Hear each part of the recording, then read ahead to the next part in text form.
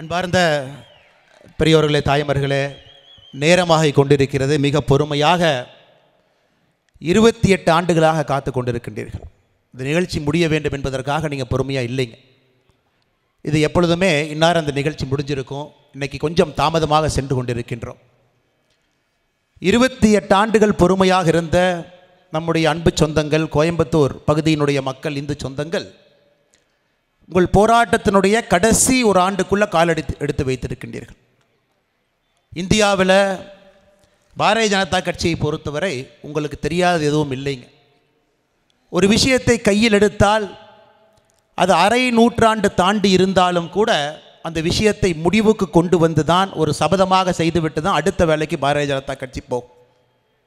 1950 article 370 எடுக்கணும் அப்படின்னு போராடி நம்முடைய தலைவர்கள்லாம் இழந்து ஒரு தேர்தல் அறிக்கையிலும் கூட வாக்குறுதியாக கொடுத்து 2019 ஆகஸ்ட் மாதத்தில் நாம் எடுத்து காட்டினோம்.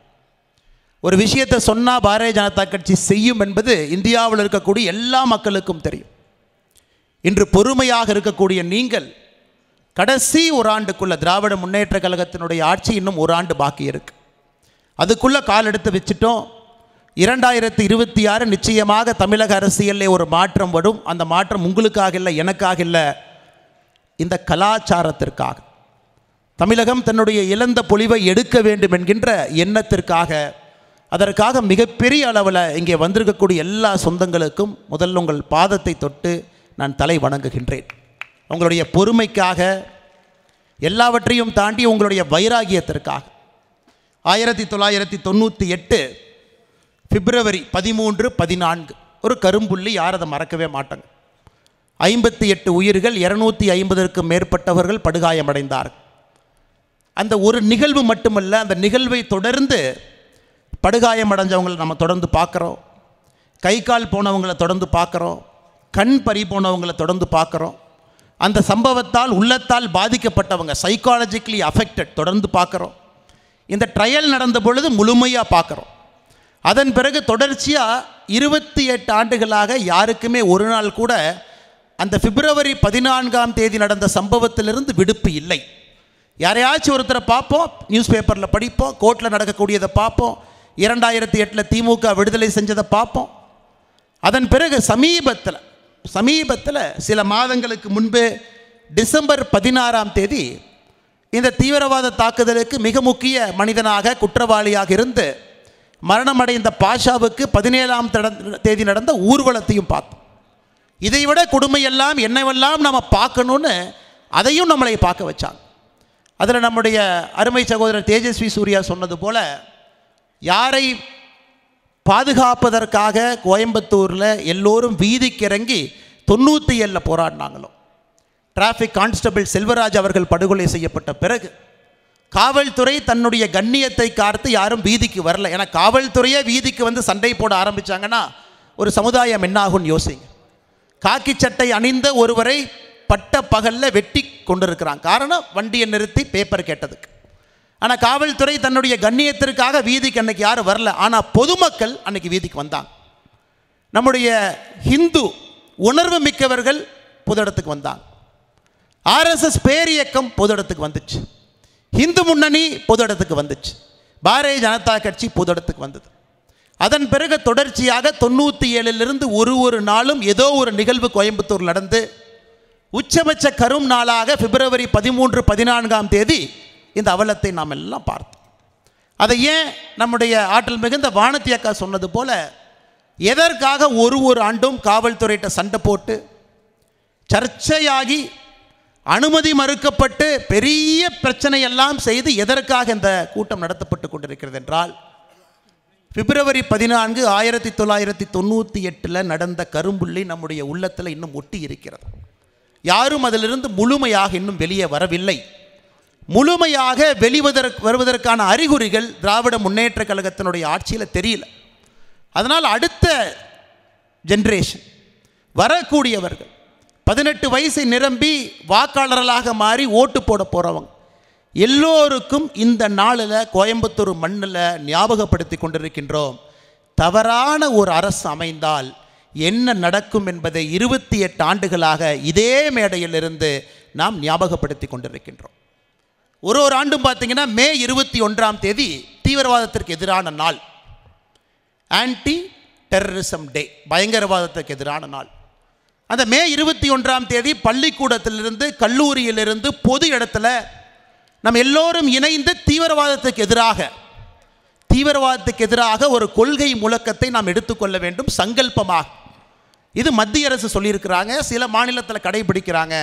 தமிழகத்தில் யாராச்சும் மே 21ஆம் தேதி தீவிரவாதத்துக்கு எதிராக மாநில அரசு பள்ளியில் கல்லூரியில் பொது இடத்துல பொதுமக்களை கொண்டு வந்து தீவிரவாதத்துக்கு எதிராக சங்கல்பம் எடுங்க நீங்கள் பார்த்துருக்கீங்களா? அரசு விதி இது நடத்தப்பட வேண்டும் என்று சொல்லுகின்றது, பண்ண மாட்டாங்க. காரணம், இங்கே இருக்கக்கூடிய அரசியல்வாதிகளுக்கு தீவிரவாதத்துக்கு எதிராக ஒரு முழக்கத்தை வைத்தாலே அது ஏதோ ஒரு சமுதாயத்திற்கு எதிராக போய்விடும்.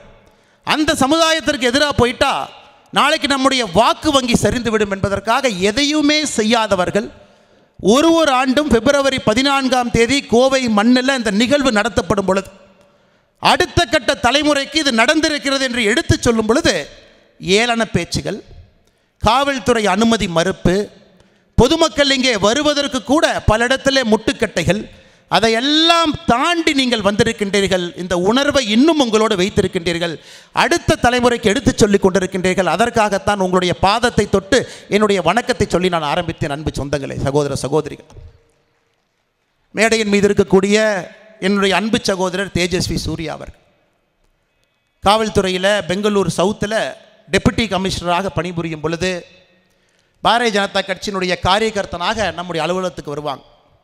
பர்மிஷன் கேட்டு வருவார், போராட்டம் நடத்த வேண்டும் என்று வருவார். அலுவலகத்திற்கு வந்து மக்களோடு மக்களாக இருந்து காவல்துறையிடம் பல நேரம் சண்டை போட்டு பாரதிய ஜனதா கட்சியினுடைய கொள்கை எப்பொழுதும் விட்டு கொடுக்காத ஒரு இளைஞனாக நான் பார்த்த தேஜஸ்வி சூர்யா அதன் பிறகு அதே இடத்துல ஒரு இளைய எம்பியாக பெங்களூர் தெற்கு தொகுதியில் 2019 அந்த மக்களுடைய ஆதரவெல்லாம் பெற்று பாராளுமன்ற உறுப்பினராக 2024 மறுபடியும் மக்களுடைய ஆதரவை பெற்று இன்னும் அதிக வாக்கு வித்தியாசத்தில் பாராளுமன்ற உறுப்பினராக, அதையெல்லாம் தாண்டி எனக்கு ஒரு பெருமையான விஷயம், இன்றும் ஒரு மாதத்தில் தமிழகத்தினுடைய மாப்பிள்ளையாக ஆக இருக்கக்கூடிய அருமை சகோதரர் தேஜஸ்வி சூர்யா அவர்களே, அவருக்கு மார்ச் மாதத்தில் சென்னையை சார்ந்த அன்பு சகோதரி தமிழர் அவரோடு திருமணம் நிச்சயிக்கப்பட்டு பெங்களூரில் நடக்க இருக்கிறது. அதனால் இந்த நேரத்தில் இதே மேடையில் அவருக்கு அந்த வாழ்த்தையும் உங்கள் முன்னால் சொல்ல வேண்டும் என்று ஆசைப்படுகின்றேன். அதே போல் இந்த மேடையில் இருக்கக்கூடிய இந்து முன்னணியினுடைய ஆற்றல் மிகுந்த தலைவர் அண்ணன் காடேஸ்வர சுப்பிரமணியம் அவர்கள், தமிழகத்தில் இந்து எழுச்சி சாத்தியமா? வீரத்துறவி ஐயா அது சாத்தியம் என்பதை நிரூபணம் செய்துவிட்டு ஆண்டவனோடு இருக்கின்றார்.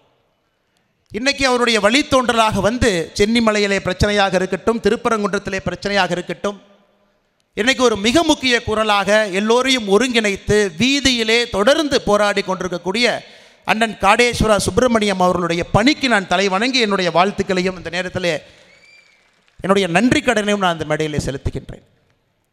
2026 பாரதிய ஜனதா கட்சியினுடைய தேர்தல் அறிக்கையில் எங்களுக்கு 234 எம்எல்ஏக்கள் கொடுங்க, கோயம்புத்தூர் தெற்கு தொகுதியைப் போல எம்எல்ஏக்கள் பணி செய்வார்கள் என்று சொல்லும் அளவுக்கு, Coimbatore south BJP MLA model என்று சொல்லும் அளவுக்கு கிடைத்த வாய்ப்பை முழுமையாக பயன்படுத்தி அவருக்காக அல்ல, இந்த கட்சிக்காக அல்ல, இந்த கலாச்சாரத்திற்கே ஒரு பாரதிய ஜனதா கட்சியினுடைய உறுப்பினர் மக்களுடைய அன்பை பெற்று வெற்றி பெறும் பொழுது எப்படிப்பட்ட வேலைகள் எல்லாம் செய்து காட்ட முடியும் என்பது இடைவிடாத அவருடைய அமைப்பு பணி. அகில இந்திய பாரதிய ஜனதா கட்சி மகளிர் அணியுடைய தலைவியாக கடுமையான பணி, முழுமையான பணி. அதோடு இந்த பகுதியினுடைய சட்டமன்ற உறுப்பினராக இருந்து பாரதிய ஜனதா கட்சியினுடைய மூத்த தலைவராக இருந்து எல்லா இடத்திலும் திறம்பட செயல்பட்டு கொண்டிருக்கக்கூடிய அக்கா வானதி ஸ்ரீனிவாசன் அவர்களே, அல்லுமா தீவிரவாதிகள் திராவிட முன்னேற்ற கழகம் அவங்களை ஏதோ பெரோலில் விட்டுறலாம், அண்ணா ஐயா அவர்களுடைய பிறந்தநாள் விழாவில் விட்டுறலாம் என்று யோசிக்கும் பொழுது அதை ரகு மனோகர் ஐயாவோடு சேர்ந்து சென்னை உயர்நீதிமன்றத்திலே தடுத்து நிறுத்தி அதன் பிறகு உச்சநீதிமன்றம் அண்ணன் யோகேஸ்வரன் அவர்களோடு உச்சநீதிமன்றம் வரை சென்று அங்கேயும் தடுத்து நிறுத்திய அண்ணன் ஸ்ரீதர் மூர்த்தி அவர்கள் நம்மோடு மேடையில் இருக்கின்றார்கள். அவருக்கும் இந்த நேரத்தில் என்னுடைய நன்றி கலந்த வாழ்த்துக்களை வணக்கங்களை தெரிவித்துக் கொள்கின்றேன். நம்முடைய மாவட்ட தலைவர்களாக இருக்கக்கூடிய ரமேஷ்குமார் அவர்கள், சந்திரசேகர் அவர்கள், மொழிபெயர்ப்பு நடத்திய அருமை சகோதரர் வசந்தராஜன் அவர்கள் இங்கு இருக்கக்கூடிய ஆர்எஸ்எஸ் பேரியக்கத்தினுடைய எந்த எதிர்பார்ப்பும் இல்லாமல் பிரச்சாரக்களாக இந்த நாடு நன்றாக இருக்க வேண்டும் என்று பணி செய்யக்கூடிய நம்முடைய முன்னோர்கள், பரிவார் இயக்கத்தினுடைய முக்கியமான தலைவர்கள், பாரதிய ஜனதா கட்சியினுடைய பொதுச்செயலாளர் அண்ணன் ஏபி முருகானந்தம் அவர்கள், துணைத் தலைவர் ப்ரொஃபஸர் கனகசபாபதி ஐயா அவர்கள், இன்று பாரதிய ஜனதா கட்சியினுடைய பொருளாளர். ஆனால் 1998 குண்டு வெடிப்பில் நேரடியாக பாதிக்கப்பட்டு கோமாவில் பல மாதங்கள் இருந்து இந்த வயதிலும் கூட பாரதிய ஜனதா கட்சி ஆட்சிக்கு வர வேண்டும் என்று கங்கணம் கட்டி உழைத்து கொண்டிருக்கக்கூடிய அண்ணன் எஸ்ஆர் சேகர் அவர்கள். இதே இடத்திற்கு உங்களுக்கு தெரியும், நம்முடைய பாரத பிரதமர் நரேந்திர மோடி ஐயா 2024 அந்த ரோட் ஷோவை எல்லாம் முடித்து கொண்டு கடைசியாக வந்த இடம் இது. இதே இடத்துல பாரத பிரதமர் நரேந்திர மோடி ஐயா அவர்கள் இந்த கோயம்புத்தூர் குண்டு வெடிப்பில் உயிரிழந்த 58 ஜீவன்களுக்கு இதே இடத்துல மரியாதை செலுத்தினாங்க. அன்னைக்கு பாரதிய ஜனதா கட்சி இங்கே இருக்கக்கூடிய நம்முடைய அமைப்புகளோ இயக்கங்களோ இதில் 2 முஸ்லீம் இருக்கிறாங்க, அதனால் மோடி ஐயா அஞ்சலி செலுத்தக்கூடாது என்று சொல்லவில்லை. 58 தமிழர்களுக்கு, இந்தியர்களுக்கு எந்த குற்றமும் செய்யாமல் தப்பான நேரத்தில் தவறான இடத்துல நின்று தன்னுடைய உயிரை இழந்த அப்பாவிகளுக்கு பாரத பிரதமர் நரேந்திர மோடி அவர்கள் அஞ்சலி செலுத்திவிட்டு சென்றிருக்கின்றார். அந்த இடத்துல நின்று மறுபடியும் பேசிக் கொண்டிருக்கின்றோம். இந்த இடத்திற்கு ஒரு சங்கல்பம் இருக்குங்க ஐயா, சக்தி இருக்கு. ஒரு ஆண்டும் இத்தனாயிரம் மக்கள் ஒரு இடத்துல வந்து நின்று ஒரே உணர்வோடு ஒரே விஷயத்தை பேசும் பொழுது அந்த மண்ணுக்கு நிச்சயமாக ஒரு சங்கல்பமும் சக்தியும் இருக்கும். அதுதான் ஒரு தாமரை இங்கே மலர வைத்திருக்கிறது. நிச்சயமாக இந்த சங்கல்பமும் இங்கு இருக்கக்கூடிய சக்தியும் வருகின்ற காலத்தில் எல்லா இடத்திலும் தாமரையை மலர வைக்கும். தேசிய ஜனநாயக கூட்டணியுடைய எல்லோரையும் வெற்றி பெற செய்யும் என்கின்ற முழு நம்பிக்கை எனக்கு இருக்கு. எனக்கு முன்பு பேசிய தலைவர்கள் நேரடியாக இதை பார்த்தவர்கள். 1998 10ஆம் வகுப்பில் ஒரு மாணவனாக இருந்தவன் நான். அண்ணன் விவேகானந்தன் அவர்கள் உட்பட பேசிய ஒரு தலைவரும் கூட நேரடியாக சம்பந்தப்பட்டவர்கள், பார்த்தவர்கள், பாதிக்கப்பட்டவர்கள். அவருடைய வாழ்க்கையே அந்த சம்பவம் மாற்றி இருக்கிறது. நண்பர்களை இழந்திருக்கின்றார்கள், உறவினர்களை இழந்திருக்கின்றார்கள். அவர்களுடைய வடு என்பது ஆறாத ஒரு வடு. ஆனால் நான் ஒரு சிறிய மனிதனாக இந்த நிகழ்வை முழுமையாக உள்வாங்கிக் கொண்டு கோயம்புத்தூர் கல்லூரியிலே 5 ஆண்டு காலம் இங்கே பொறியியல் படிக்க வந்த பொழுது முதலாக இந்த அளவுக்கு கோயம்புத்தூரிலே ஒரு தாக்கத்தை ஏற்படுத்திய ஒரு நிகழ்வு 1998 பிப்ரவரி 14 நடந்திருக்கிறது என்பதை இங்கு வந்த பிறகு 4 ஆண்டுகளுக்கு பிறகு 2002 உணர்ந்தவன் நான். அதை கூர்மையாக பார்க்கும் பொழுது ஒரே ஒரு கருத்தை தெளிவாக இங்கே பதிவு செய்ய முடியும். ஒரு அரசியல்வாதி மக்களுடைய அன்பையெல்லாம் பெற்று ஒரு கவர்னன்ஸில் ஆட்சி பீடத்தில் அமரும் பொழுது அந்த அரசியல்வாதியை பொறுத்தவரை சில விஷயத்திலே தெய்வ தட்சணம் இல்லாமல் இருக்க வேண்டும். தெய்வ தட்சணம் முதல் விஷயம் என்பது மக்களுடைய உயிர். மக்களுடைய உயிரை பாதுகாக்க வேண்டியது ஆட்சி பீடத்தில் அமரக்கூடிய ஒரு மனிதனுடைய முதல் கடமை. மக்களுடைய உடைமையை காப்பாற்ற வேண்டியது 2வது கடமை. இந்த 2 கடமையும் செய்த பிறகு வேறு எந்த கடமையாக இருந்தாலும் செய்யலாம். ஆனால் தமிழகத்தில் தொடர்ந்து திராவிட கட்சிகள், திராவிட முன்னேற்ற கழகத்தினுடைய ஆட்சியில் பார்க்குறோம், மக்களுடைய உயிருக்கு உத்தரவாதம் இருக்கா? இல்லை. இன்னைக்கு தேஜஸ்வி சூர்யா அவர்கள் பேசும்போது ஒரு விஷயத்தை சொன்னாங்க. 10 ஆண்டு காலமாக எத்தனை குண்டு வெடிப்பு நடந்தது? 2014 25 வரை இன்னும் பாருங்க நம்முடைய நாடு பாதுகாப்பாக இருக்குன்னு ஒரு வார்த்தையை சொன்னாங்க. அது சாதாரணமாக நடக்கலைங்க. அதே காவல்துறை அதிகாரிகள், அதே NSA, அதே ரா, அதே IB, நமக்கு பயிர் செய்யக்கூடிய அதே அதிகாரிகள். ஆனால் என்ன மாறிச்சுனாங்க ஐயா, மேலே உட்காரக்கூடிய மனிதன் மட்டும் நரேந்திர மோடி என்கின்ற மனிதன் வந்து அந்த பீடத்தில் அமர்ந்தார். தனக்கு இடப்பட்ட 2 வேலைகளை முக்கியமாக எடுத்தார். ஒன்று மக்களுடைய உயிர், 2வது மக்களுடைய உடைமை. இந்த மக்களுடைய உயிர் சம்பந்தப்பட்ட விஷயத்தில் எந்த மதமாக இருக்கட்டும், யாராக வேண்டுமானால் இருக்கட்டும், பாரதத்தினுடைய வரைபடத்துக்குள் இருக்கக்கூடிய ஒரு உயிரையும் பாதுகாக்க வேண்டியது என்னுடைய கடமை என்று சாதாரணமாக இல்லைங்க. நீங்கள் யோசிச்சு பாருங்க, ஒரு ரஃபேல் விமானத்தை வாங்க வேண்டும் என்பதற்காக எவ்வளவு போராடி வாங்கணும். ரஃபேல் விமானத்தை வாங்குதலே ஊழல் பண்ணியிருக்கிறாங்க. உச்சநீதிமன்றம் வரைக்கும் போனாங்க. ரஃபேல் விமானத்தை வாங்கக்கூடாதுனாங்க. அது போன்ற ஒரு விமானம் வந்தால் அப்போத்தாங்க ஐயா புல்வாமா நடத்த முடியும். விமானம் இருந்தால் மட்டும்தான் உள்ளே பூந்து வெளியே வர முடியுங்க ஐயா. அதற்கு அது தேவைப்படும். எதிரி நாட்டுக்கு தெரியும், இந்த ஊருக்குள் ஒரு தீவிரவாதியை வச்சு ஒரு ஸ்லீப்பர் செல்லா பல ஆண்டுகள் உருவாக்கி ஒரு குண்டு வச்சு அப்பாவி உயிரை எடுத்தால் அவங்கக்கிட்ட படைபலன் இருக்கு. தெய்வ தட்சணம் இல்லாமல் நம்முடைய நாட்டுக்குள்ளே புகுந்து நம்மை இல்லாத இடமாக ஆக்கி விடுவார் என்கின்ற பயம் வேண்டும் என்றால் நம்மகிட்ட பாதுகாப்பு உபகரணங்கள் இருக்கணும். நம்முடைய ஆட்சியில் என்டிஏல 2014 அதிக முக்கியத்துவம் நாம் கொடுத்தது நம்முடைய செக்யூரிட்டிங்க ஐயா, நம்முடைய பாதுகாப்பு. உலகத்தில் எந்த நாட்டில் எந்த விஷயம் பெஸ்ட்டாக இருக்கோ அதை தேடி கொண்டு வந்து நம்முடைய நாட்டில் வச்சிருக்கோம். ரஃபேலை கொண்டு வந்தோம், multi generational 5th generation fighter aircraft. ஒரே நேரத்தில் சைனா பாகிஸ்தான் இருவரும் நம்முடைய போருக்கு வந்தாலும் கூட அதை தாக்கு பிடிப்பதற்காக நம்முடைய நாட்டை பாரத பிரதமர் நரேந்திர மோடி அவர்கள் தயார்படுத்தி கொண்டிருக்கின்றார். இல்லை நல்லா இருக்கு, நாளைக்கு என்னன்னு யாருக்கும் தெரியாதுங்க ஐயா. ஆனால் அரசில் இருப்பவருடைய கடமை இருமுனை தாக்குதல் இந்த நாட்டிற்கு வந்தாலும் கூட அதை சமாளித்து பாரத நாடு நிற்கும் என்பதற்காக ஒரு செங்கலை வச்சு நம்முடைய பாதுகாப்பை கட்டி கொண்டிருக்கின்றார்கள் பாரத பிரதமர். ரஃபேல் ஆரம்பி இன்னைக்கு பிரதமர் அவர்கள் அமெரிக்காவில் இருக்கிறாங்க. 1008 விஷயங்கள் பேசினாலும் பிரதமர் ட்ரம்ப் கிட்ட கேட்கறது F-35 விமானம் எனக்கு வேணும்னு கேட்கிறார். நேற்று பெங்களூர் ஏரோ ஷோவில் சுக்காய் 57 விமானம் பறந்து கொண்டிருக்கிறது. சகோதரர் தேஜஸ்வி சூர்யா நேற்று ஒரு ட்ரெயினர் ஏர்கிராஃப்டில் பறந்தார், HTT ஏர்கிராஃப்டில். அவரும் பறந்து அந்த விமானம் எப்படி நம்முடைய பிரதமர் அவர்கள் வந்த பிறகு அந்த ட்ரெயினர் ஏர்கிராஃப்டை நாம் உருவாக்கினோம் என்பதற்காக அந்த விமானத்தில் பறந்தார். போன ஆண்டு தேஜஸ்வி சூர்யா அவர்கள் தேஜஸ் விமானத்தில் அதே பெங்களூர் ஏரோ ஷோவில் பறந்தார். இன்றைக்கி அந்த சுக்காய் 57 என்கின்ற விமானம் 3.5 மணி நேரத்தில் மாஸ்கோவில் கிளம்பி எங்கேயும் தரையிறக்காமல் நேராக வந்து பெங்களூரில் தரையிறக்கிறான். ரஷ்யாட்ட பாருங்கள் எவ்வளவு பெரிய ஒரு விமானத்தை கையில் வைத்திருக்கின்றார்கள் என்று. நமக்கு அந்த விமானம் வேண்டும். இன்று சுக்காய் 57 வாங்குவதா F-35 வாங்குவதா என்று பேசிக் கொண்டிருக்கின்றோம். 3 நாட்களுக்கு முன்பு நம்முடைய பிரதமர் பிரான்ஸில் இருந்தார். எத்தனை பேர் பார்த்தீங்கன்னு தெரியல. பிரான்ஸில் முக்கியமாக அவர்களிடம் நாம் வாங்கியது ஸ்கார்பின் சப்மரின் நீர்மூழ்கி கப்பலில் உலகத்தில் தலை சிறந்த ஸ்கார்பின் நமக்கு வேண்டும் என்கின்ற ஒப்பந்தத்தை போட்டு அங்கிருந்து வாங்கியிருக்கின்றோம். போன ஆண்டு பிரதமர் நரேந்திர மோடி அவர்கள் அமெரிக்கா போகும்போது MQ-9 கிரிம் ரீப்பர் ட்ரோன் வாங்கிட்டு வந்தாங்க. 50,000 அடியில் பறக்கும். 50,000 அடியில் கீழே எறும்பு போனாலும் கூட கண்டுபிடிச்சிடும். ஒரு கிரிம் ரீப்பர் ட்ரோன் 250 கோடி ரூபாய். அதை வாங்கிட்டு வந்து எல்லா பார்டர்லையும் போட்டிருக்கோம்.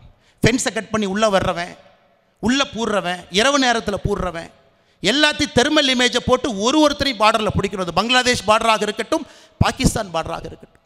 ஆனால் சொந்தங்களே, நீங்கள் கடுமையாக உழைத்து கொடுக்கக்கூடிய ஒரு வரி பணமும் ஒரு பைசாவும் உங்களுடைய ரத்தத்தையும் பாரத பிரதமர் நரேந்திர மோடி அவர்கள் இந்த நாடு பாதுகாப்பாக இருக்க வேண்டும் என்பதற்காக இந்த உலகத்தில் பெஸ்ட் டெக்னாலஜி எந்த மூளை முடுக்கில் இருந்தாலும் நம்முடைய நாட்டுக்கு கொண்டு வராங்க. அதே நேரத்தில் தொடர்ந்து இன்னொரு நாட்டிலிருந்து கொடுங்கன்னு கேட்கக்கூடாதுங்க ஐயா. இன்னும் 10 ஆண்டுகள், இன்னும் 5 ஆண்டுகள் நம்முடைய நாட்டில் உலகத்தினுடைய தலை சிறந்த போர் விமானங்களை நாம தயாரிக்கணும். தலை சிறந்த ட்ரோன் நம்மகிட்ட இருக்கணும். அதற்காக ஆத்ம நிர்பார் பாரத், சுயசார்பு பாரதம் என்று கடந்த 5 ஆண்டுகளாக அதை முக்கியமாக எடுத்து முக்கியத்துவம் கொடுத்துட்டு இருக்காங்க. அதனால் நீங்கள் இதை புரிஞ்சுக்கணுங்க ஐயா. பிஜேபிக்கு ஓட்டு போட்டால் என்ன வரும்? இன்னைக்கு திமுகவோ மற்ற நண்பர்களோ புரிஞ்சுக்கணும். பிஜேபிக்கு ஓட்டு போட்டால் முதல்ல நம்முடைய பாதுகாப்பு உறுதி செய்யப்படும், நம்முடைய சொத்து உறுதி செய்யப்படும். உங்களுக்கானது உங்களுக்கு, குழந்தை வீட்டு விட்டு போனாலும் பத்திரமா திரும்பி வருவாங்க. உங்கள் வீட்டிற்கு கொண்டு வந்து சேர்ப்பது பாரதிய ஜனதா கட்சியினுடைய ஆட்சி, அது நரேந்திர மோடி அவர். அந்த நம்பிக்கை இந்தியா முழுவதும், அந்த நம்பிக்கை வர வர வானதி அக்கா சொன்னது போல 27 ஆண்டுகள் கழித்து புதுடெல்லியில் அரவிந்த் கெஜ்ரிவால் அவங்க என்ன சொன்னாங்க ஐயா? 2020 தேர்தல் வெற்றி பெற்ற பிறகு அரவிந்த் கெஜ்ரிவால் சொன்னாங்க, மோடிஜி இந்த ஜென்மம் இல்லை, என்னைய தோற்கடிக்கணும்னா இன்னொரு ஜென்மத்தில் நீ பிறந்து வர வேண்டும் என்று சொன்னார். அதே ஜென்மத்தில் அதே டெல்லியில் 2020 70க்கு 63 சீட்டு வாங்கி டெல்லி என்னுடைய கோட்டை, மே டெல்லிக்கா மாலிக்குன்னு சொன்னார். டெல்லியினுடைய தலைவன் நான் என்று அதே மண்ணை கவ வைத்து வெளியே அனுப்பியிருக்கின்றார்கள் பாரதிய ஜனதா கட்சியினுடைய அன்பு தொண்டர்கள், தலைவர்கள். அதாங்க இந்த சங்கல்பமாக எடுத்து தரையிலே இறங்கிவிட்டால் அது எவ்வளவு பெரிய எதிரியாக அடித்து துவைச்சு துவம்சம் பண்ணி வீசக்கூடிய சக்தி இந்த பாரதிய ஜனதா கட்சிக்கு இருக்கிறது. காரணம், இங்கே இருக்கிறவங்க யாருமே சுயநலவாதிகள் இல்லை என்கின்ற காரணத்தினால அதற்கு ஒரு ஆத்ம சக்தி இருக்கு. எல்லோரும் நாட்டை பற்றி சிந்திக்கிறனால அதற்கு ஒரு சக்தி இருக்கு. எல்லோரும் நம்முடைய வருங்கால சந்ததியர்கள் நன்றாக இருக்க வேண்டும் என்று நினைக்கிறால் அதுக்கு ஒரு சக்தி இருக்கு. அதனால் இன்னைக்கு நம்முடைய தமிழகத்தினுடைய முதலமைச்சர் ஐயா ஸ்டாலின் அவர்களுக்கு சொல்வதற்கு கடமைப்பட்டிருக்கின்றேன். 27 ஆண்டுகள் கழித்து டெல்லிக்கு வந்திருக்கிறோங்க ஐயா. 15 ஆண்டுகள் காங்கிரஸ், இடையில 2 ஆண்டுகள் கூட்டணி ஆட்சி, மறுபடியும் 10 ஆண்டுகள் ஆம் ஆத்மி கட்சி. அதனால் இருமார்போடு நாங்கள் 200 வாங்குவோம், நாங்கள் 150 வாங்குவோம், 170 வாங்குவோம்னு சொல்லிட்டு இருக்கிறேன். 2026 திராவிட முன்னேற்ற கழகம் தமிழகத்திலிருந்து மண்ணோடு வேரோடு துடைத்து எரியப்படும். அதில் எந்த மாற்று கருத்தும் இல்லைங்க. காரணம், சாதாரண மக்கள் முடிவு செய்து விட்டார்கள். வேற எதை பற்றி இல்லைங்க ஐயா, என்னுடைய உயிருக்கு உத்தரவாதம் இல்லை என்பதை முடிவு செய்து விட்டார். ஒரு அரசனுடைய முதல் கடமை என்னுடைய உயிருக்கு உத்தரவாதம் கொடுக்கணும். இல்லை, 2022 அக்டோபர் 23 நீங்க பாருங்க ஐயா, உலகத்திலே இல்லாத ஒரு ஜோக்கு தமிழகத்தில் மட்டும்தான். அந்த நிகழ்வு நடந்து 2 ஆண்டுகள் முழுமையாக. அந்த நிகழ்வு நடந்து NIA 4 குற்ற பத்திரிக்கை. அந்த நிகழ்வு நடந்து NIA 17 பேர் அரெஸ்ட் பண்ணி போட்டிருக்காங்க. இன்னைக்கு முதலமைச்சர் சொல்வது கோயம்புத்தூரில் நடந்தது ஒரு சிலிண்டர் விபத்தில். பாருங்க, ஒரு முதலமைச்சர் 4 சார்ஜ் ஷீட், 17 அக்யூஸ்டுங்க ஐயா. அதில் முக்கிய குற்றவாளியாக இருக்கக்கூடிய ஜமீஷா முபீனுடைய வீடியோ அதில் முதலமைச்சர் போட்டு காட்டிருப்பாங்க. எனக்கே தெரியும், ஜமீஷா முபீன் அதில் 7 நிமிஷம் பேசுகிற வீடியோ. எதற்காக இதை நான் செய்யறேன்? பையத்தை எடுத்திருக்கேன். நான் யாருக்கிட்ட பையத்தை எடுத்திருக்கேன்? பையத் என்றால் சத்திய பிரமாணம். யார் இஸ்லாம் மதத்தை நம்பவில்லை அவர்களை கொன்று குவிக்க போகிறேன், கஃபீர்ஸை நான் குவிக்க போகிறேன். சத்தியத்தை எடுத்து வீடியோ ரிலீஸ் பண்ணிட்டு வெளியே வந்து தற்கொலைப்படை தாக்குதல் நடத்தி உயிரை இழந்த ஜமீஷா முபீன் இன்னைக்கு கூட முதலமைச்சருடைய வாயிலிருந்து ஒரு வார்த்தை வராது. கேட்டால் அது சிலிண்டர் விபத்து. ஆனால் இந்த சம்பவத்துக்கு காரணமாக இருக்கக்கூடிய இஸ்லாமிக் ஸ்டேட் ஆஃப் கொர்சான், இன்னைக்கு இருக்கக்கூடிய Afghanistan, Iran, Iraq, north India, இதையெல்லாம் இஸ்லாமிக் ஸ்டேட் தீவிரவாத இயக்கத்தை பொறுத்தவரை கொர்சான் என்கின்ற ஒரு பெயரை வச்சிருக்கிறாங்க. அவர்கள் மாதம் வெளியிடக்கூடிய அந்த magazine voice of Khorasan, voice of கொர்சானில் அவர்களே பொறுப்பேற்று கொண்டு விட்டார்கள். கோயம்புத்தூரில் நடந்தது எங்கள் இயக்கத்தை சார்ந்த, எங்களுக்கு சத்திய பிரமாணம் செய்து கொடுத்த நடத்திய அந்த ஜமீஷா முபீன் எங்கள் இயக்கம் பொறுப்பேற்றுக் கொள்கிறது என்று வாக்குமூலம் கொடுத்த பிறகு கூட, அதாவது இஸ்லாமிக் தீவிரவாத இயக்கத்தினுடைய அதிகாரப்பூர்வ நாளேடு அவங்க ஏற்றுக்கிட்டாங்க. அது அந்த தலைப்பை பாருங்க, a message to the inhabitants of the land occupied by cow and worshipping and mice worshipping filth. Tamil என்ன சொல்கிறாங்கன்னா, அந்த பொறுப்பை ஏற்றுக்கொண்ட தலைப்பு வச்சுருக்கிறாங்க. ஒரு செய்தி சொல்கிறோம், எந்த நிலத்தில் மாடுகள் அதிகமாக சுற்றித் திரிகிறதோ, எந்த இடத்துல எலிகளை வணங்குகின்றார்களோ அந்த ஃபில்த்னா குப்பை, எந்த நிலத்தில் இருக்கக்கூடிய குப்பைகள் எலிகளையும் மாடுகளையும் வணங்குகின்றார்களோ உங்களுக்கு நாங்கள் கொடுக்கின்ற செய்தி தான் அக்டோபர் 23, 2022 தீவிரவாத தாக்குதல். அவங்க கொடுத்த தலைப்பு. இன்னும் முதலமைச்சரை பொறுத்தவரை என்ன சொல்கிறாங்கன்னா, இது ஒரு சிலிண்டர் பிளாஸ்ட். எப்படிங்க ஐயா நியாயம் கிடைக்கும்? எப்படி நியாயம் கிடைக்கும்? நீங்களே சொல்லுங்கள். ஒரு முதலமைச்சரே இங்கே நடந்த ஒரு நிகழ்வை நியாயப்படுத்துகிறாங்க அரசியல் காரணத்திற்காக. அப்படி இருக்கும் பொழுது நீங்கள் நெஞ்ச தொட்டு சொல்லணும், உங்களுடைய உயிருக்கு தமிழகத்தில் இந்த மண்ணில் உத்தரவாதம் இருக்கிறதா என்பதை நீங்கள் நெஞ்ச தொட்டு சொல்லணும். உத்தரவாதம் இல்லை. குழந்தைகள் ரோட்டில் நடந்து போனால் பத்திரமா திரும்பி வருவாங்களா? உத்தரவாதம் தமிழகத்தில் இருக்கா? சத்தியமாக இல்லை. பள்ளிக்கூடத்துக்கு அனுப்புனீங்கன்னா கூட்டு பலாத்காரம் செய்யாமல் அந்த பாப்பா திரும்பி வருவாங்களா? சத்தியமாக இல்லை. நன்றாக படிக்க வைத்து தமிழகத்திலே தலை சிறந்த பொறியியல் கல்லூரியாக இருக்கக்கூடிய அண்ணா பல்கலைக்கழகத்துக்கு அனுப்புனீங்கன்னா பாப்பா பத்திரமா வீட்டுக்கு வருவாங்களா? சத்தியமாக இல்லை.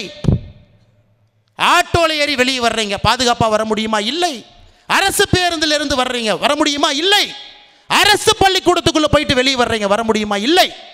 நான் சொன்னதெல்லாம் கடந்த 3 ஆண்டுகளில் எங்கே எல்லாம் பாலியல் வன்கொடுமைகள் நடந்திருக்கக்கூடிய இடத்த நான் சொல்கிறேங்க ஐயா. அரசு பேருந்தில் இருந்து, ஆட்டோவில் இருந்து, ஆம்புலன்ஸில் இருந்து, அண்ணா பல்கலைக்கழகத்தில் இருந்து, அரசு பள்ளியில், தனியார் பள்ளிக்கூடத்தில், இத்தனை இடத்துல நடக்குது. காதிலே பூவை சுற்றி கொண்டு மக்கள் எனக்கு 200 கொடுப்பாங்க, மக்கள் எனக்கு 200 கொடுப்பாங்கன்னு 23ஆம் புலிகேசியை போல் பேசி கொண்டிருக்கின்றார். அதனால்தான் நண்பு சொந்தங்களே, திராவிட முன்னேற்ற கழக அரசு தன்னுடைய கடைசி 1 ஆண்டு காலத்திலே காலெடுத்து வைத்திருக்கின்றார். அதான் உண்மை. இதன் பிறகு மக்கள் தெளிவாக இருக்கிறார். திருப்பரங்குன்றத்தில் நீங்கள் பாருங்க, சாதாரண வேலையா 4 மணிக்கு தீர்ப்பு. 4 மணிக்கு தமிழ்நாட்டில் 350 இடத்துல யாராவது கோயிலுக்கு போனால் கைது. அண்ணன் சொன்னது போல் பஸ்ஸில் அவங்களே நேம் பிளேட்டை மாற்றி இதில் ஏறினா நேராக போலீஸ் ஸ்டேஷன். அப்படி இருந்த இடத்துல தீர்ப்பு வந்த 4 மணிக்கு வந்தது டிவிலேயே 4:15 தான் வந்துச்சு. அரை மணி நேரத்தில் 4:45 ஆயிரக்கணக்கான தொண்டர்கள் அண்ணன் காடேஸ்வரா சுப்பிரமணியம் அவர்கள் உட்பட நம்முடைய தலைவர்களுடைய பேச்சை கேட்கணும், நமக்காக நிற்கிறாங்க, அங்கே நிற்கணும் என்று வந்திருக்கிறாங்கன்னா அது ஒரு எழுச்சி இல்லைங்களா? அது எழுச்சி இல்லைங்களா? திமுகவுக்கு நன்றாக தெரியும் 1923 திருப்பரங்குன்றத்தினுடைய தீர்ப்பு ஆங்கிலேயர்கள் இருக்கும் பொழுதே ஒரு சப்டிவிஷனல் ஜட்ஜ் தீர்ப்பை கொடுத்துட்டார். இது எதுவும் இல்லை, இது வந்து முருகனுக்கு சொந்தம், கோவில் சொந்தம், இந்த இடம் சொந்தம், மலை சொந்தம். 26 அப்பீலுக்கு போகிறாங்க.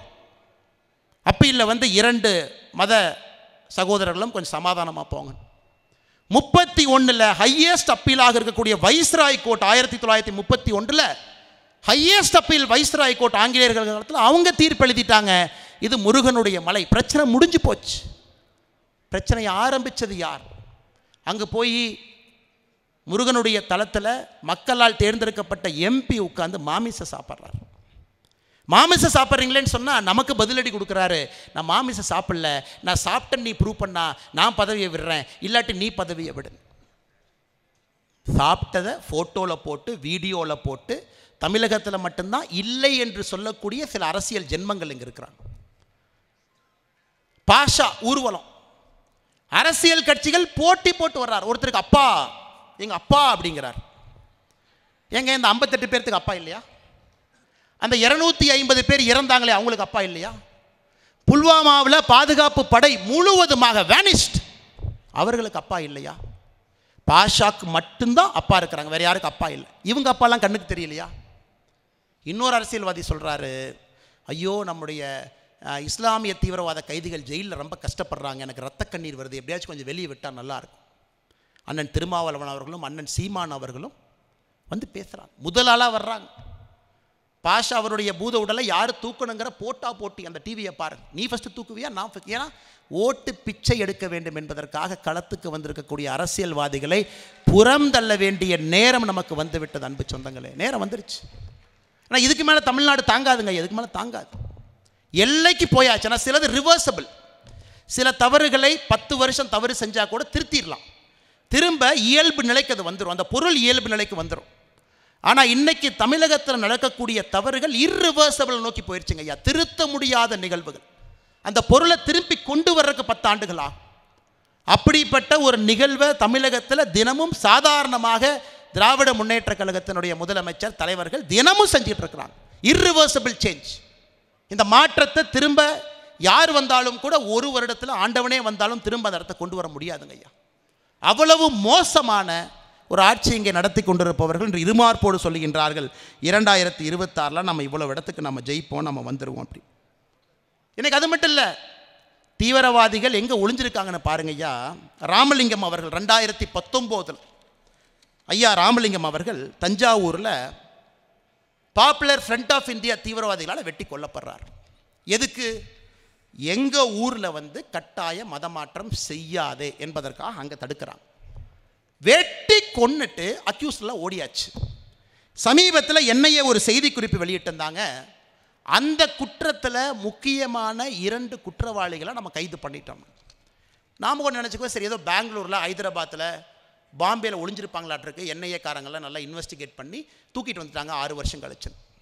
யாராவது கொஞ்சம் நேரம் இருந்து அந்த செய்தி குறிப்பை நல்லா படிச்சிருந்தீங்கன்னா அவங்க ஒளிந்திருந்தது தமிழ்நாடு திண்டுக்கல்லுக்குள்ள. 6 ஆண்டு காலமாக நம்முடைய மாநிலத்தில் திண்டுக்கல்லில் முக்கிய குற்றவாளிகள் ஒளிஞ்சிருக்கிறாங்க. போன மாதம் என்னையே கைது பண்ணி தூக்கிட்டு வர்றாங்க. இது வந்து ராமலிங்கம் அவர்களுக்கு நடந்த நிகழ்வு. அக்யூஸ்ட் எங்கே இருக்காங்க அப்படிங்கிற நீங்கள் பாருங்கள், எங்கே இருக்காங்கன்னு பாருங்கள். இன்னைக்கு பிரதமர் அவர்கள் அமெரிக்காவில் இருக்கும்போது இன்னொரு சம்பவத்தையும் செஞ்சுருக்காருங்க, சாதாரணமாக இல்லை.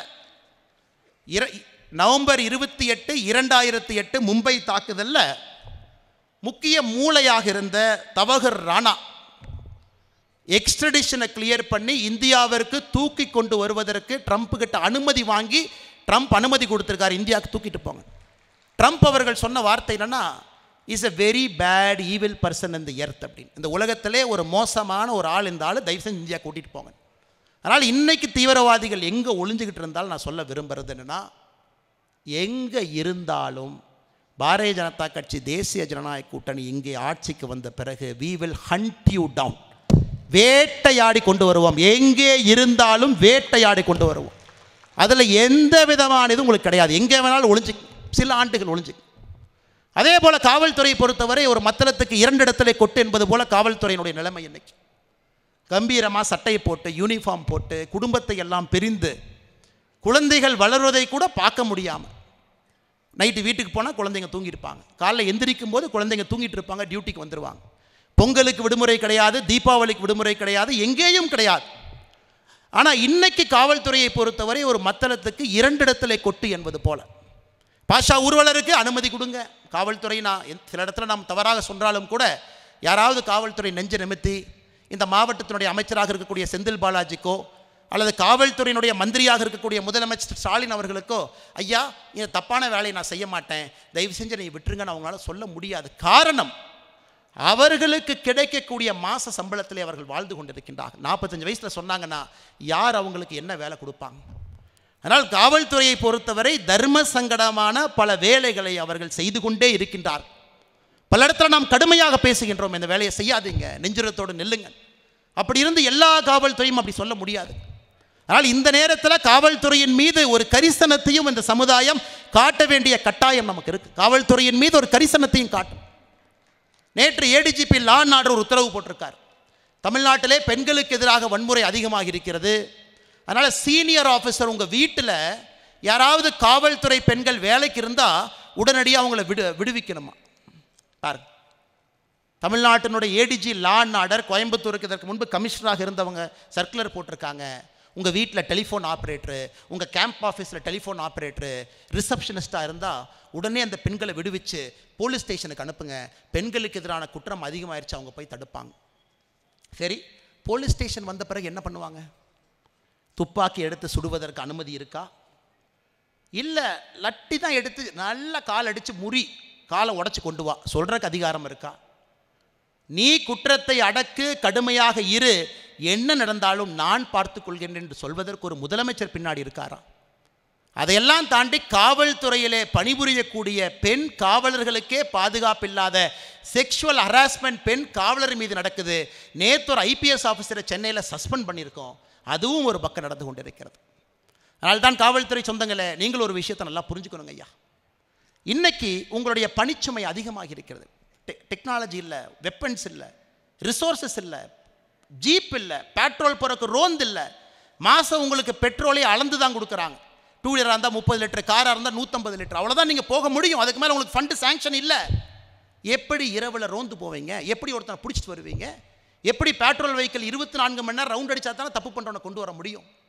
என்னை காவல்துறையினுடைய கையையெல்லாம் கட்டி போட்டு விட்டு காவல்துறை செயல்படவில்லை என்று நாம் சொல்லிக் கொண்டிருக்கின்றோம். ஆனால் காவல்துறை நன்றாக புரிந்து கொள்ள வேண்டும், உங்களுடைய உயிருக்கே இன்னைக்கு பாதுகாப்பு இல்லாத சூழலில் நீங்கள் இருக்கீங்க அப்படின்னு புரிஞ்சுக்கணும். ஏற்கனவே டிசம்பர் 20ஆம் தேதி நாங்கள் சொன்னோம், நம்முடைய பாரதிய ஜனதா கட்சி பாஷா ஊர்வலத்திற்கு காவல்துறையை நீங்கள் நிற்க வச்சிங்க. ஐயா, நம்ம கோபமே பாஷா ஊர்வலம் ஏன் நடத்துறீங்க, அது ஒரு கோபம். அதைவிட பெரிய கோபம், பாஷா ஊர்வலத்திற்கு காவல்துறையாக நிற்க வச்சிங்க. சண்டை யாருக்காக போட்டோம்? இங்கே இருக்கக்கூடிய தலைவர்கள்லாம், வானதி அக்கா, காடேஸ்வரன் அண்ணா எல்லாரும் சண்டை போட்டாங்க. எதுக்குங்க ஐயா? காவல்துறையை தலைகுனிந்து ஒருக்கா நிற்க வச்சிட்டிங்கன்னா ஒரு அக்யூஸ்டு காலர் நிமித்திட்டு உங்கள் மேலே வருவான். ஏப்பா அன்னைக்கே நீ நின்ன வந்தானே, இன்னைக்கு என்ன உனக்கு புது மரியாதை? உங்களுக்காகத்தான் போராடினோம். காரணம், ஜமேஷா முபீனுடைய குண்டுவெடிப்பு அன்றிலிருந்து 2 நாட்கள் கழித்து உங்களுடைய கமிஷனர் அலுவலகத்திற்கு 2வது குண்டு தயாராக இருந்தது. அதில் என்னையே சார்ஜ் ஷீட்டில் போய் படிங்க ஐயா, எல்லாமே இருக்கு. அதனால் இந்த நேரத்தில் எல்லா மக்களுக்கும் சொல்லிக்கொள்வது, பாரதிய ஜனதா கட்சினா ஒரு சமுதாயத்திற்கு மட்டுமான கட்சி. நம்ம மேலே பரப்பக்கூடிய பொய் பிரச்சாரம் ஒரு சமுதாயத்துக்கு இல்லைங்க, இந்தியாவுடைய கலாச்சாரத்திற்கு ஆதரவான கட்சி என்பதை இந்த நேரத்திலே நான் திருத்தம் செய்ய விருப்பப்படுகின்றேன். கும்பமேளால போய் அத்தனை பேர் குளிக்கிறாங்க. எதற்காக? நம்முடைய முன்னோர்கள் கும்பமேளான்னு வச்சிருக்கிறாங்க ஐயா. அங்கே ஜாதி கிடையாது. எந்த ஜாதி நீ வீட்டுக்குள்ளே சொன்னாலும் கும்பமேளால வந்து ஒரே தண்ணியில் தான் நீங்கள் ஒன்றா இருக்கணும். எந்த இடத்துல எப்படி சுற்றினாலும் உங்களுடைய மொழி என்னவா இருந்தாலும் இந்த 3 ஆறுகள் சங்கமிக்கக்கூடிய அந்த நிகழ்வுக்கு வரும் பொழுது மொழியெல்லாம் தாண்டி ஒரு இந்து என்கின்ற உணர்வில், பாரதிய உணர்வில் நீ வர்றேன்னு ஒரு செய்தியை சொல்வதற்காக, அதற்குத்தான் இத்தனை ஆண்டு காலமாக மொழி தெரியாமல் இத்தனை பேர் போகிறாங்க, அலகாபாத்துக்கு போகிறாங்க. ஒரு 12 ஆண்டுகளுக்கு ஒரு முறை கும்பமேளால 1000 ஆண்டுகளாக பங்கேற்கின்றார்கள். காரணம், இந்த நாட்டில் ஒரே ஒரு கலாச்சாரம் இருக்குது, அந்த கலாச்சாரம் எல்லோரையும் அரவணைத்து செல்லக்கூடிய கலாச்சாரம். அதற்கு இந்துத்துவா என்கின்ற பெயர். உடனே என்ன சொல்லுவாங்க, ஒரு சனாதன தர்மம்னு ஏதோ ஆகாத வார்த்தை. காலத்தை கடந்து நிற்கக்கூடிய தர்மம் சனாதன தர்மம். அதற்கு ஆரம்பமும் இல்லை, முடிவும் இல்லை, எப்பொழுதும் இருக்கக்கூடிய தர்மம் சனாதன தர்மம். இஸ்லாம் மதம் தோன்றியதற்கு முன்பு வந்தது சனாதன தர்மம். கிறிஸ்துவ மதம் தோன்றியதற்கு முன்பு வந்தது சனாதன தர்மம். அனைவரையும் உள்ளடக்கக்கூடியதுனா அது ஒரு கெட்ட வார்த்தை மாதிரி தமிழகத்தில் அரசியல்வாதிகள் சொல்லுவாங்க. அவங்கெல்லாம் சனாதானிகள். சனாதானிகள்னா தப்பான வார்த்தை. இதையும் சாதாரண மக்களுக்கு புரிய வைக்க வேண்டிய வேலை நமக்கு இருக்குதுங்க ஐயா. நாம் எந்த மதத்திற்கும் எதிரானவங்க கிடையாது. இஸ்லாமிய தீவிரவாதியை நாம் பேசிக் கொண்டிருக்கின்றோம். நாம பேசல, ட்ரம்ப் இன்னைக்கு பேசுறார், மோடி ஐயாட்ட பேசுறார், இஸ்லாமிக் ரேடிகலைசேஷனுங்கிறார். மியூனிக்கில், ஜெர்மனியில் மியூனிக்குங்க ஐயா, இன்னும் 3 நாட்களில் செக்யூரிட்டி கான்ஃபரன்ஸ் நடக்க இருக்கு. உலகத்தினுடைய தலைவர்கள் மியூனிக் போவாங்க. நேற்று ஒருத்தர் கார் எடுத்துகிட்டு வந்து பொதுமக்கள் மேலே ஏற்றி 30 பேர் இன்னைக்கு ஹாஸ்பிட்டலில் இருக்காங்க. ஜனவரி 1ஆம் தேதி அமைதியான முறையில் புத்தாண்டை கொண்டாடுவதற்காக மக்கள் இருக்கிறாங்க. நியூ ஆர்லியன்ஸில் அமெரிக்காவில் ஒருத்தர் காரை ட்ரக் எடுத்துகிட்டு வந்து அடித்து 15 பேர் இறந்தாங்க, 45 பேர் ஹாஸ்பிட்டலில் இருக்காங்க. ஏன் உலகத்தில் மட்டும் இந்த தீவிரவாதம் என்று சொல்லும் பொழுது ஒரு மதத்தை சார்ந்த அந்த மதத்தை பற்றி புரியாத சில நபர்கள் எதற்காக இந்த எக்ஸ்ட்ரீம் மெஷர்ஸ் எடுக்கிறாங்க?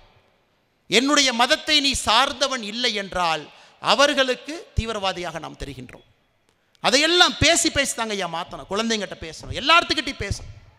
மே 21ஆம் தேதி மாநில அரசு நடத்துதோ இல்லையோ, நீங்கள் ஒரு பள்ளிக்கூடம் நடத்துறீங்க, ஆன்டி டெரரிசம் டே பிளட்ஜ் எடுக்க வைங்க எம்ப்ளாய்.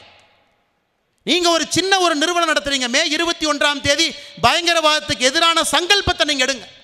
இல்லை தனி மனிதனாக இருக்கிறீங்க, வீட்டில் 4 பேர்த்த சேர்த்தி பயங்கரவாதத்துக்கு எதிரான சங்கல்பத்தை நீங்கள் எடுங்க. அது மட்டும்தான் மக்களுக்கு இந்த உணர்வு வர வர பயங்கரவாதத்தை ஒழிப்பது. என்னதான் மோடி அவர்கள் எவ்வளவு விஷயத்தை இந்தியாவில் செய்தாலும் ஒரு தனி மனிதன் பயங்கரவாதத்துக்கு எதிராக நிற்க ஆரம்பிக்கும் பொழுது இடம் இல்லாமல் பயங்கரவாதம் காணாமல் போகும். அது நம்மளால் செய்ய முடியுங்க.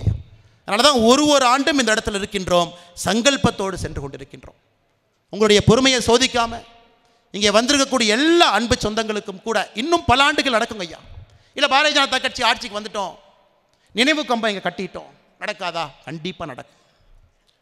இல்லை பாரதிய ஜனதா கட்சி வந்த பிறகு இறந்து போன 58 உயிர்களுக்கு, காவல்துறை நண்பர்களுக்கு எல்லாத்துக்கும் பென்ஷன் கொடுக்குறோம். இதற்கு முன்பு நாம் பேசியிருக்கின்றோம். மாதாந்திர பென்ஷன் நடக்காதா? கண்டிப்பாக நடக்கும். காரணம், தீவிரவாதம் என்பது ஒரு தவறான மனிதன் தன்னுடைய மதத்தை தவறாக புரிந்து கொள்ளும் வரை தீவிரவாதம் என்பது அந்த மண்ணில் இருக்கும். அதற்கு பாதுகாவலராக, வேட்டை நாய்களாக இருக்க வேண்டிய பொறுப்பு நாம் மட்டும்தான். அதை ஒரு வருஷமும் உணர்ந்து உணர்ந்து உணர்ந்து யாரோ ஒருத்தர் ரேடிகலைஸ் ஆகாம, யாரோ ஒருத்தர் தப்பான நெரேட்டிவ் செட் பண்ணாம இந்த சமுதாயத்தை நல்வழிப்படுத்தி நல்ல ஒரு பாதையில் எடுத்து செல்ல வேண்டிய கடமை இங்கு இருக்கக்கூடிய எல்லா பெரிய மனிதர்களுக்கும் இருக்கிறது. 28 ஆண்டுகளாக செய்து கொண்டிருக்கின்றீர்கள், வரும் ஆண்டிலும் நீங்கள் செய்ய வேண்டும் என்று சொல்லி திராவிட முன்னேற்ற கழகத்திற்கு ஒரே ஒரு எச்சரிக்கை கொடுத்து இந்த மீட்டிங், என்னுடைய பேச்சை நான் முடிக்க வேண்டும் என்று நினைக்கின்றேங்க ஐயா. திராவிட முன்னேற்ற கழகத்தை பொறுத்தவரை குரங்கு கையில் 2 ஆப்பத்தை கொடுத்த மாதிரிங்க ஐயா. 2 குரங்கு கையில் 2 ஆப்பம். ஒரு ஆப்பத்து பேர் முஸ்லீம், இஸ்லாம், இன்னொன்று பேர் கிறிஸ்டியன். இன்றைக்கி திமுக எப்படி விளையாண்டுக்கிட்டு இருக்குன்னா, நீ கொஞ்சம் இந்த அப்பத்தை கடி, நீ கொஞ்சம் இந்த அப்பத்தை கடி, நீ கொஞ்சமாக கடி, நீ கொஞ்சமாக மட்டும் கடிப்பா, இது 2 நேர்படுத்திக்கிட்டே வர்றேன். கடைசியில் குரங்கும் இருக்காது, 2 அப்பமும் இருக்காது. அது 2026 திராவிட முன்னேற்ற கழகத்துக்கு சிறுபான்மை என்று சொல்லக்கூடிய சமுதாயமே திராவிட முன்னேற்ற கழகத்தை வெளியே தூக்கி போட போகிறாங்க. அதை கண்கூடாமல் நாம் பார்த்து கொண்டிருக்கின்றோம். நிச்சயம் நடக்கும். சிறுபான்மை பெரும்பான்மை எல்லோரும் தீவிரவாதத்துக்கு எதிராக இணைய வேண்டும் என்று சொல்லி இந்த அற்புதமான மேடையில் இருக்கக்கூடிய எல்லா தலைவர்களுக்கும், இங்கே இருக்கக்கூடிய நம்முடைய முன்னோர்களுக்கும், நம்முடைய அன்பு சொந்தங்களுக்கும் என்னுடைய நன்றி கலந்த வாழ்த்துக்களை, வணக்கங்களை மறுபடியும் உங்களுக்கு செலுத்தி என்னுடைய உரையை முடித்துக் கொள்கின்றேன்.